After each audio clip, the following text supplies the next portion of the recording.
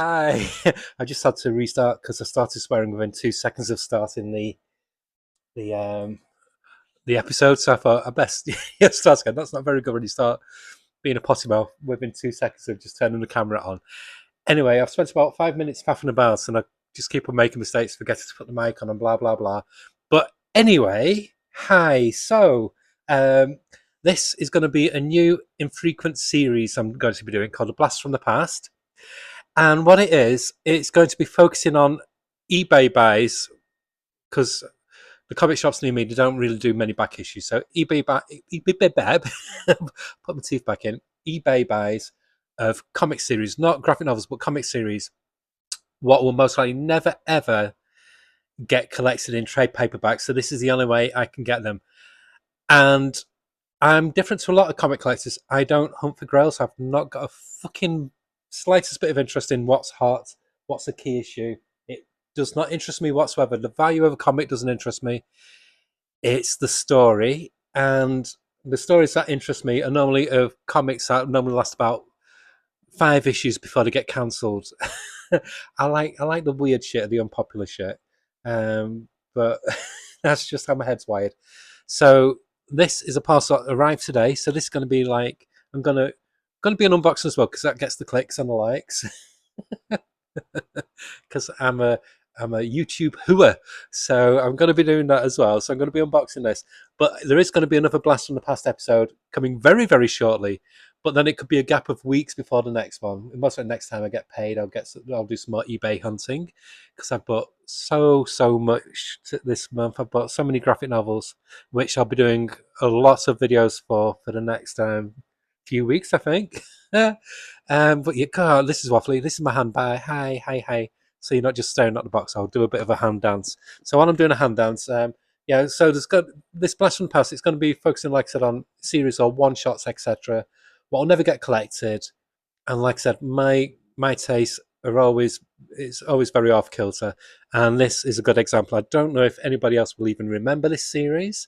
I think it's from the late 80s, early 90s. It's like in the dying ember of when Epic Comics was still around doing comic series, before it just disappeared in a puff of smoke and it got replaced. They started to use Epic as the brand name for the Epic collections, which to me is blasphemy. Epic Comics were the best thing that Marvel ever did. But anyway, to quote Crocodile Dundee, that's not a knife. This is a knife. So I'm going to cut this this parcel open. I'm going to pause the video while I do it so I don't cut my hands by trying to be clever and showing off.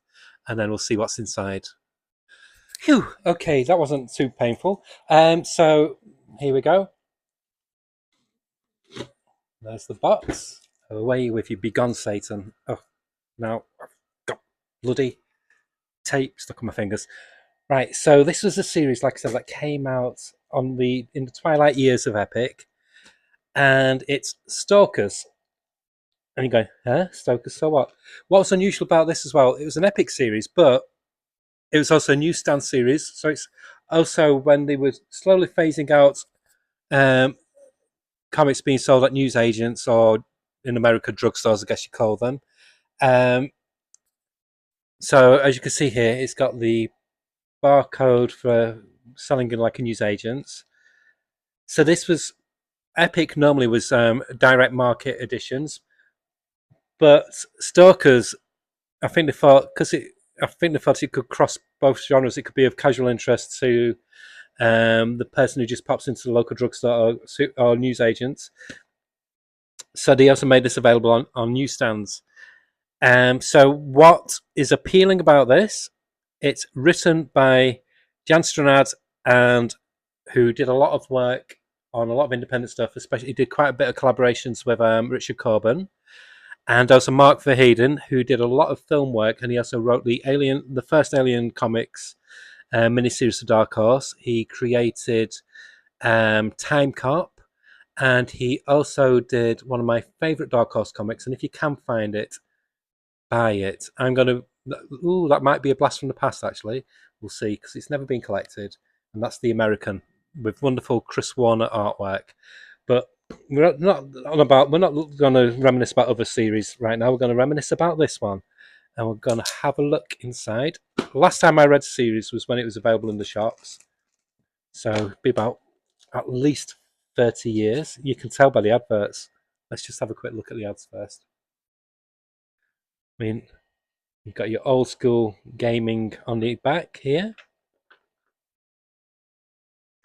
So it's also got artwork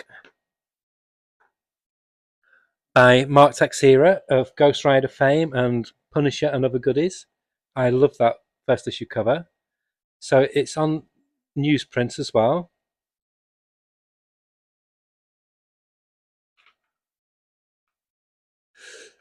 So what I can vaguely remember about this is kind of like futuristic cops. So this appealed to me because obviously I was raised on 2000 AD and it had a very 2000 AD flavour to it.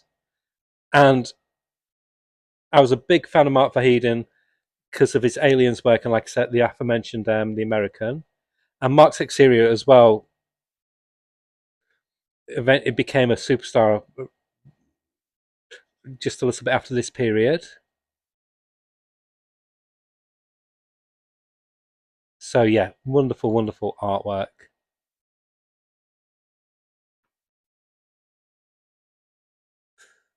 I've always kind of veered, if I have to choose from a superhero comic or a comic that's more sci-fi or thriller or action based, I will always take the second option and go for that. I love superheroes, don't get me wrong, but they're not my first love. Because, like I said, I was raised on 2000 AD, and then I moved on to things like Epic Illustrated and Heavy Metal. So I've always had more of a. I just think you're too. I think you're too limited with superheroes, to be honest. Even though I do buy them, this is what hits the sweet spot. A nice action comic like this. And I just love Mark Texeira's artwork. He's just absolutely gorgeous. I would love for him to do Judge Dredd. I really would. Or Strontium Dog, to be honest. That cover, wonderful. It says Val Merrick on here as well, so does he do the inking?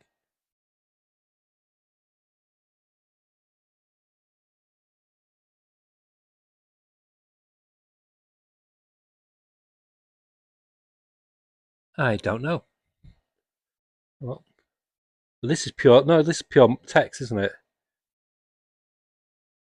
So I got a really sweet deal with this. Originally, it was going for like £12. Then obviously you put it, a trick for shopping on eBay. Put stuff in your basket. Don't touch it for a few days, and that's when the reduction offers will come in. And this got reduced to £7.50 for all 12, and then postage on top. So it only cost me about £10 for 12 comics. Yeah, and then I think Mayrick helps out on this one, who, of course, he's got a long. Oh, it's Val Mayrick doing the whole art. He's keeping it very similar to Tex's style, to be honest. He's like a curious cross between Tex area and also oh fucking getting brain parts. Dennis Cowan.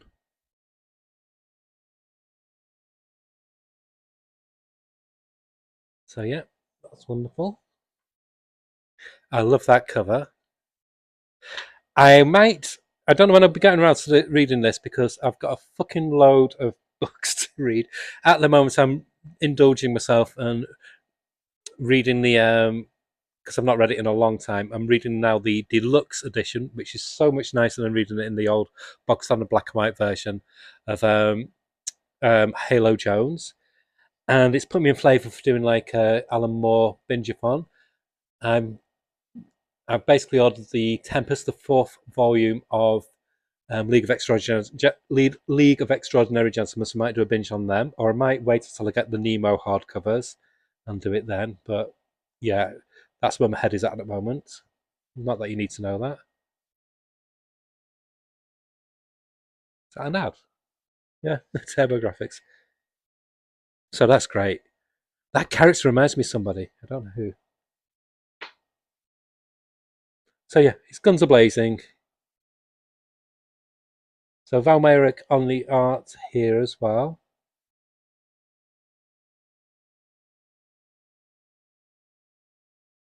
Like I said, not shabby at all.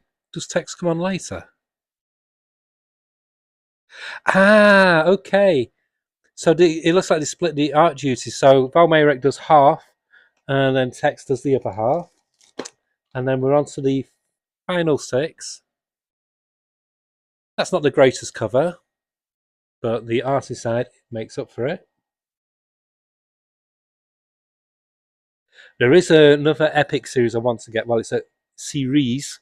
It was a line that they did, and it was the Shadowline Saga. Again, it was on the tail end of Epic, and it was their version of like a shared superior universe, and they had some amazing talent on there. So I'm hunting eBay for that. Now, normally I would give the recommendation of the eBay seller or the eBay bookseller that I get stuff from eBay if they do when they're really good, because these are really good. It came really securely wrapped, fair price in the postage, and like I said, I got a good reduction. But I'm going to be selfish because this seller has so much cool stuff. It's all in my wheelhouse. There's another series that he's got the complete set of, which is one of my favourite DC ones from the I think it's the late 90s, early 2000s. So you might be seeing that in the coming weeks. So yeah, you can ask all you want. So I'm not going to say who I bought these off because I want all this stuff for myself. I feel awful because I'm not a selfish person by nature, but when it comes to comics and stuff that I see that I want, fuck off. That's quite a good cover. There is another. There's a few. I'm just thinking of all these series that. This is my problem. I'm not autistic, but you know how Sherlock Holmes has a mind palace. I've got a comic shop palace. My head is just full of comics I've read from years ago. Like I can remember where I bought Stocks when it first came out. It was in whenever it was, late 80s, early 90s, and it was in Athena, which used to be a poster shop. And then for the last few years they were open, they decided to also sell comics. So that's where I got this from in Manchester. So I could put ties and places to when I got comics originally. And I know useless facts about creators, but ask me to fix a plug or anything like that, make or screw a shelf in, you've not got a chance. Great on pub quizzes if it's all comics and geeky shit. Hear him. Oh, that I'm sorry. That face is annoying me. I think it was a character in the Shadow by Cal Baker and or the Bill Sinkovics, whoever. Their run when DC had it just reminds me of somebody.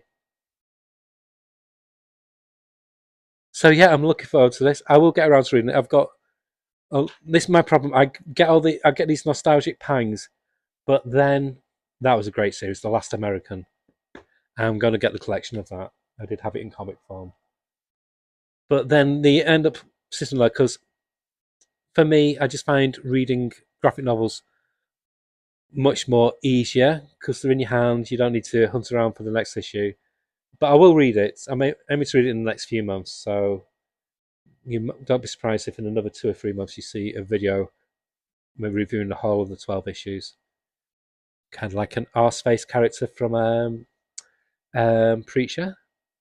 Master Kung Fu. Hey? I didn't realise it was going until then.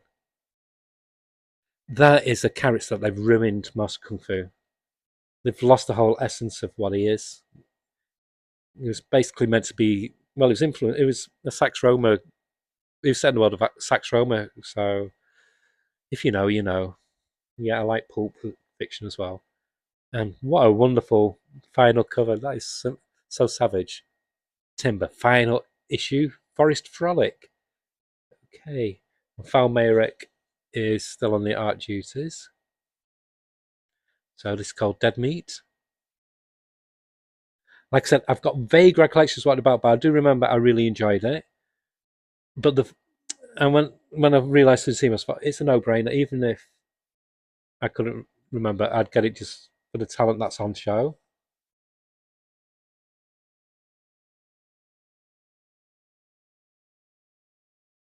So it looks like each issue has two stories, so that's intriguing. The old bullpen bulletins. So there we go. and the classic Peter David run of the Hulk, I think that is on there. Metropole, that was another great series. I will eventually hunt that down again. When I find it, it will be mine. So yeah, that's it. Let's just have a look at this epic checklist.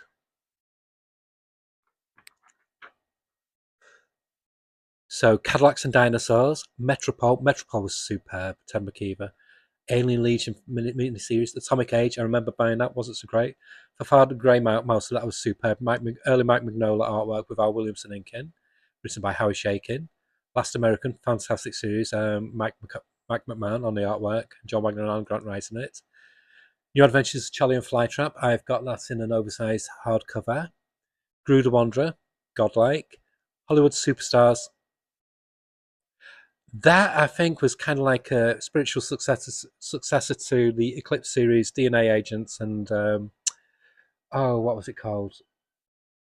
Crossfire, by Dan Spiegel on art and Mark Evanier on the art writing. Clive Barker's Nightbreed, that was a superb series.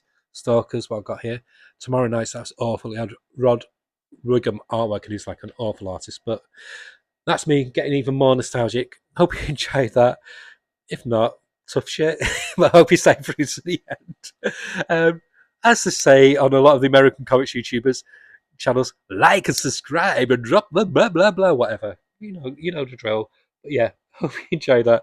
Like I said, there will be another Blast from the Past coming up very, very shortly of one of my all-time favourite series of the 80s. It's not grim, it's not gritty, it's just fun with a capital F. So there'll be quite a few videos coming in the coming next few days when I remember to do them. So I've just finished work. I've been on an early shift, so my brain is literally cottage cheese at the moment. So bye.